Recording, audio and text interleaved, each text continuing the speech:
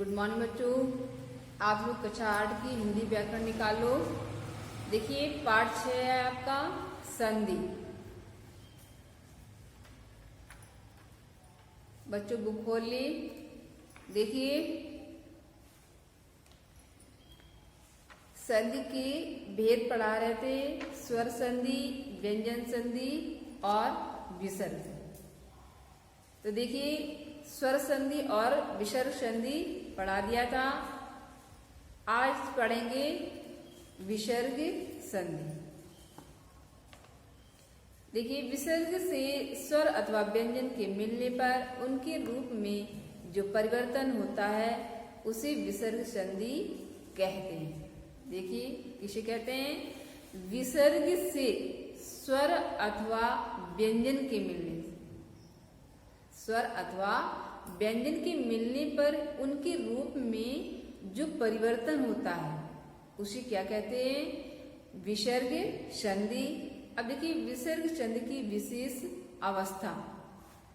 स्वर और व्यंजन संधि के अंतर्गत आपने देखा कि उनमें प्रथम शब्द का अंतिम स्वर क्या है?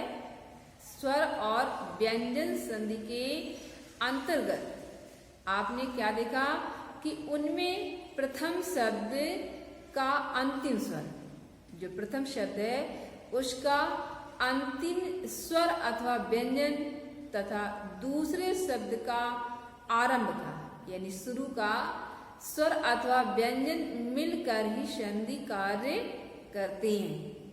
समझ गए? जो प्रथम शब्द है उसका अंतिम स्वर अथवा व्यंजन शब्द और जो दूसरा है उसका आरंभ का यानी शुरू का जो शब्द है स्वर अथवा व्यंजन, ये मिलकर ही संधि का कार्य करते हैं।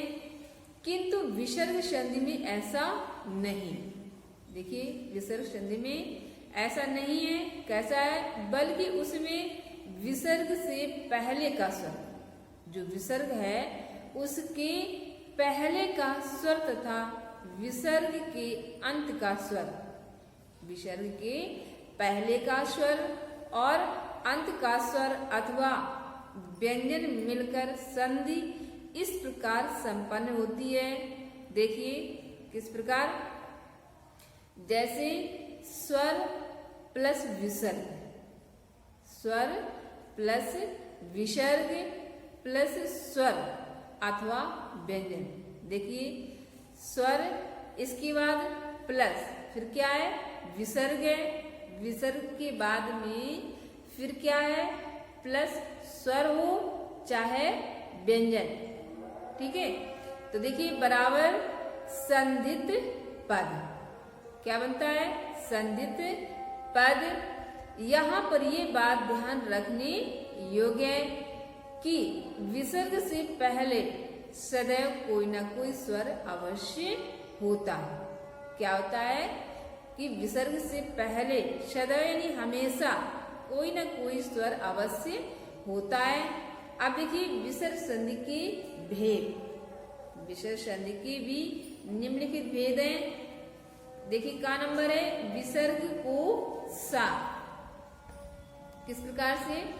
जब विसर्ग से पहले कोई भी स्वर और उसके बाद जब विसर्ग से पहले कोई भी स्वर और उसके बाद चा छा सा। देखिए कौन कौन से? चा छा और शा में से कोई वर्ण आता है तो विसर्ग को शा हो जाता है। क्या हो जाता है? विसर्ग को सा हो जाता है। देखिए जैसे विसर्ग प्लस चा। अब देखिए जो विसर्ग है वो क्या हो गया? शा हो गया। अब देखिए शा और चा। तो देखिए जैसे शब्द है हरि। अब देखिए हरि के बाद में विसर्ग लगा हुआ है तो देखिए विसर्ग का क्या हो जाएगा? सा। और देखिए हरि प्लस चंद, तो देखिए चंद, तो हरीश चंद। देखिए शब्द क्या बन गया? हरि प्लस चंद्र, तो देखिए हरीश चंद। ठीक है? अब देखिए जैसे दूसरा है विसर्ग प्लस छा बराबर, देखिए विसर्ग का क्या हो गया, सा, और देखिए छा। शब्द है निह प्लस छादन, तो देखिए नी में विसर्ग लगा हुआ है, तो देखिए विसर्ग का क्या हो गया, सा, और देखिए छादन, तो शब्द क्या बन गया, निश्छादन। अब देखिए खा नंबर है आपका, विसर्ग के योग से आ को पूर्व रूप, देखिए विसर्ग के योग से क्या है, आ को पूर्व रूप। जब विसर्ग से पहले क्या होता है, विसर्ग से पहले और बाद में दोनों ही स्थानों पर आ आता है। जब विसर्ग होता है तो देखिए उसके पहले और बाद में जब आ होता है तो विसर्ग से पहले वाले आ को ओ हो जाता है।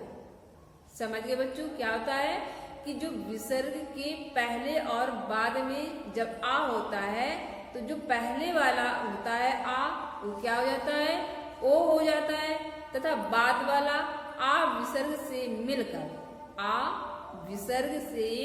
मिलकर पूर्व रूप हो जाता है, यानी जो पहले का रूप है वही रूप हो जाता है। देखिए जैसे आ प्लस विसर्ग प्लस आ, तो देखिए आ प्लस विसर्ग, अब देखिए विसर्ग के पहले भी आ है और विसर्ग के बाद में भी आ है, तो देखिए जो पहले वाला आ है तो देखिए बदल कर क्या हो गया, ओ। अब देखिए जब पहले वाला ओ हो गया तो बाद वाला आ है जो विसर्ग से मिलकर पूर्व रूप है, यानी पहले का ही रूप है। जैसे पहले आ किस में बदल गया, ओ में, तो देखिए बाद वाला भी पूर्व रूप यानी ओ में ही हो जाएगा। तो देखिए किस प्रकार से, जैसे पीड़िता प्लस आपी, पीड़िता प्लस आपी, तो देखिए पीड़िता, अब देखिए इसके विसर्ग के पहले आ और बाद में आ, तो देखिए पहले वाला आ आपका ओ हो गया, तो शब्द क्या बन गया, पीड़ितो आपी। समझ गए। अब देखिए दूसरा है जैसे आ प्लस विसर्ग प्लस आ, तो देखिए जो पहले का आ है विसर्ग के पहले ये आपका ओ हो गया, तो देखिए जैसे मना प्लस अभिलाषा, तो देखिए विसर्ग के पहले आ शब्द आपका ओ हो गया, तो हो गया मनु प्लस अभिलाषा, तो हो जाएगा मनोभिलाषा। ठीक है।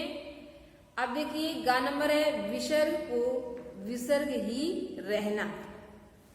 देखिए जब विसर्ग से पहले क्या है, आ प्लस स्वर, आ बड़ा आ के अतिरिक्त कोई स्वर आता, विसर्ग के पहले जब आ छोटा आ बड़ा आ के अतिरिक्त यानी अलावा, अतिरिक्त यानी अलावा कोई स्वर होता है और बाद में शा शा सा, यानी जो 3 साल है जिसको खड़कोड़ वाला सा, सपेरा वाला सा और सलगम वाला बोलते हैं, तो देखिए ये तीनों सा में से कोई वर्ण आता है तो विसर्ग में कोई परिवर्तन नहीं होता।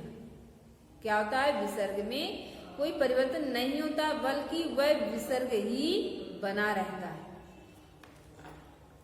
रहता है या अपने बाद आने वाले वर्ण में बदल जाता है। समझ गए।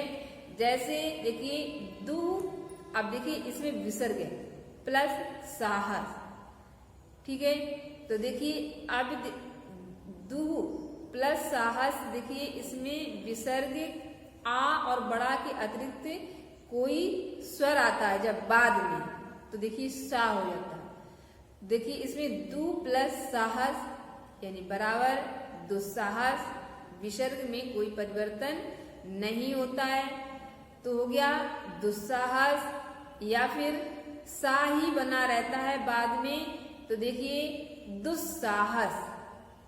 ठीक है। अब देखिए दूसरा है जैसे दुह प्लस शासन, तो देखिए इसमें विसर्ग का कोई परिवर्तन नहीं हुआ, हो गया दुशासन अथवा दुशासन। ठीक है, इस प्रकार से भी लिख सकते हैं। अब देखिए अगला है घ नंबर आपका विसर्ग से पूर्व स्वर को दीर्घ होना।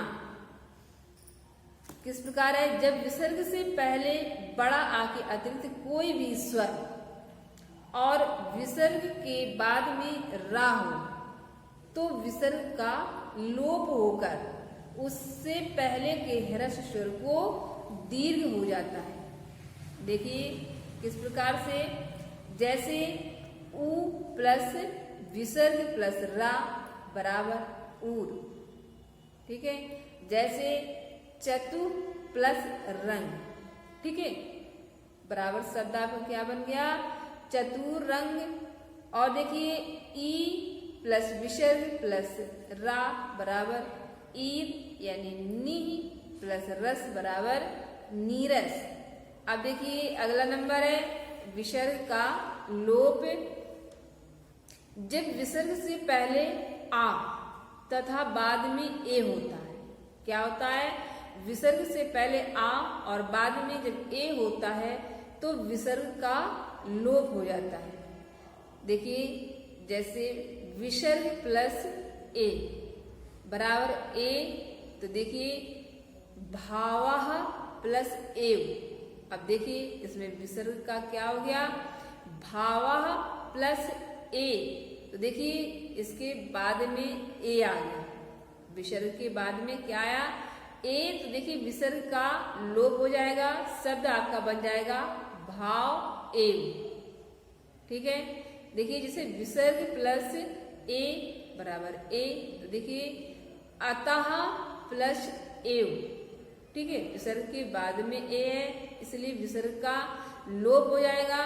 तो देखिए अतः प्लस एव बराबर अत एव, ठीक है। अब देखिए विसर्ग को रा, जब विसर्ग से पहले आ बड़ा आ के अतिरिक्त कोई भी स्वर होता है, विसर्ग से पहले छोटा आ बड़ा के अतिरिक्त कोई भी स्वर होता है तथा विसर्ग के बाद भी कोई स्वर अथवा वर्ग का तीसरा चौथा पांचवा या अंतास्त वर्ण होता है तो विसर्ग को रा हो जाता है। देखिए किस प्रकार से है, जैसे ऊ प्लस विसर्ग प्लस बा बराबर, देखिए बा और रा ऊपर, तो देखिए जैसे दूह प्लस बल, तो देखिए क्या हो गया, विसर्ग के पहले अभी बताया गया आ और बड़ा के अतिरिक्त कोई भी स्वर होता है तो विसर्ग के बाद भी कोई स्वर अथवा वर्ग का तीसरा चौथा पांचवा, ठीक है, जब या अंतास्त वर्ण होता है तो देखिए इसमें देखिए ऊ प्लस विसर्ग प्लस बा, देखिए पा फा बा, अब देखिए तीसरा वर्ण है, ठीक है। तो देखिए क्या हो गया, बा और ऊपर रा, तो देखिए शब्द है जैसे दू प्लस बल, तो देखिए बा ये तीसरा वर्ण है तो क्या हो गया शब्द आपका दुर्बल, ठीक है। ऐसे और देखिए दूसरा शब्द जैसे ई प्लस विसर्ग प्लस दा बराबर दा और रा, देखिए नी प्लस दली बराबर शब्द हो गया निर्दली, ठीक है। अब देखिए विसर्ग को शा, देखिए जब विसर्ग से पहले ई ऊ में से कोई वर्ण होता है तथा विसर्ग के बाद का खा टा ठा पा ता फा में कोई भी वर्ण होता है तो विसर्ग को सा हो जाता है। देखिए कौन सा है, जिसको खड़गोड़ वाला खा बोलते हैं या सा बोलते हैं, तो देखिए ई प्लस विसर्ग प्लस टा बराबर इष्ट। अब देखिए शब्द है निह प्लस टाप बराबर निष्ठाप, देखिए ऊ प्लस विसर्ग प्लस टा तो हो गया इष्ट। धनु प्लस टंकार बराबर धनुष टंकार। अब देखिए अगला नंबर है विसर्ग का को ओ, देखिए किस प्रकार है, जब विसर्ग से पहले छोटा बड़ा हो तथा बाद में किसी भी विसर्ग का तृतीय चतुर्थ पंचम अथवा या रा ला व हा में से कोई भी वर्ण हो तो विसर्ग को ओ हो जाता है। क्या हो जाता है?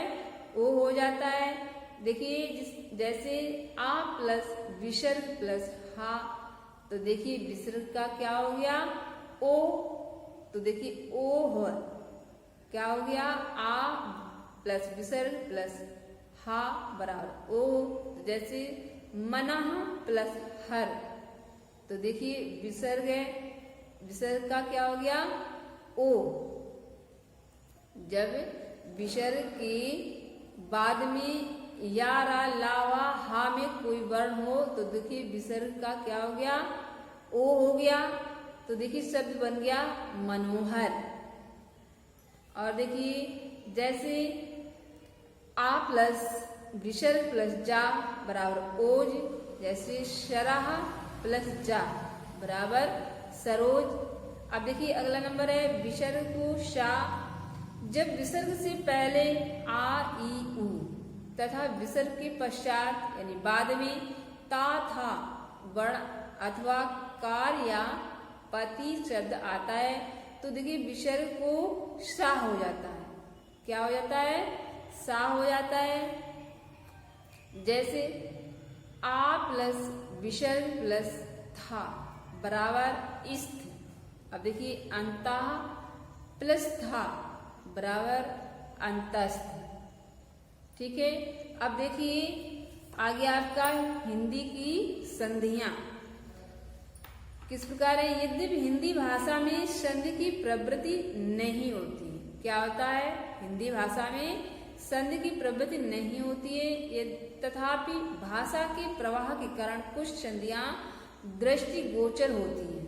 देखिए किस प्रकार से है। स्वर का लोप हो जाना, व्यंजन का लोप हो जाना, किसी नए वर्ण का बीच में आ जाना और ये ह्रस्व स्वर या दीर्घ हो जाना तथा किसी पद का लोप हो जाना और स्वर का ह्रस्व हो जाना प्रत्यय के योग से बनी संधि। अब देखिए स्वर का लोप हो जाना किस प्रकार है। जैसे पानी प्लस घाट बराबर पानीघाट। ठीक है। ये देखिए जो नी बड़ी की मात्रा है इसका लोप हो गया। देखिए पानी प्लस घाट यानी पन घट, देखिए सारी मात्राएं जो है इनका लोप हो गया।